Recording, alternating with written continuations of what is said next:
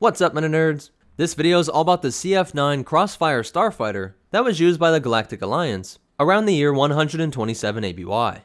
It was manufactured by Incom Corporation, the company who dominated the starfighter industry since 147 BBY, a span of nearly 300 years, in which they gave us the Z95, ARC-170, X-Wings, and then the CF9, and later X-83 Twin-Tail. Its cost was unknown, but with a top speed of 1200 km per hour, or 746 miles per hour, it was faster than all of its predecessors, but still slower than your average TIE fighter. It achieved its sublight speed with a Cold Star Ion Tri-engine, and was also equipped with a Class 1 hyperdrive, the same found in the X-Wing, while being protected by relatively strong shielding. It was also shorter than your previous Incom iterations. At 10.6 meters, or 35 feet long, it was just barely longer than a couple ETA 2 interceptors, and at 13.5 meters, or 44 feet tall, it was about the same height as 1.5 ATSTs. It required a crew of 2, a pilot and gunner, who would operate the 4 laser cannons at the end of each wing, the rear-facing cannon, and fire its 6 proton torpedoes. Like the X-Wing and the ARC-170, this ship also incorporated S-foils, with this rear wing having the ability to fold down horizontally so that this ship could easily land.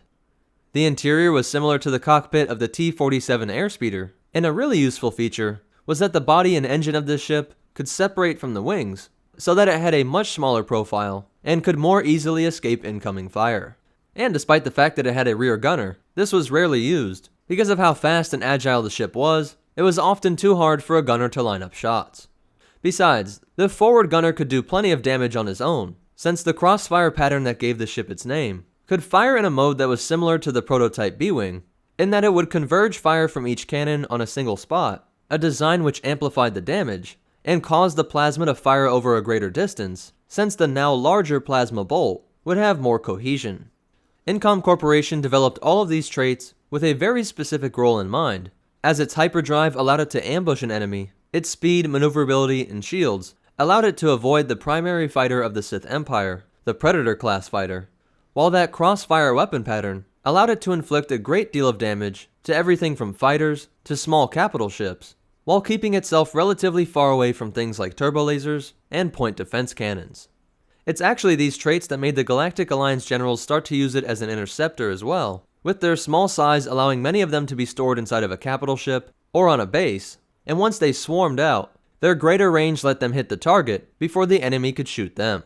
Because of all these traits, it became the primary starfighter of the Galactic Alliance until their defeat in the Battle of Kamaz. But 7 years later, it would still be used by Admiral Gar Stasi's Galactic Alliance remnant forces, who perfected the hit-and-run capabilities of this ship, and even Rogue Squadron loved the CF9 so much that it replaced the iconic X-Wing with the Crossfire.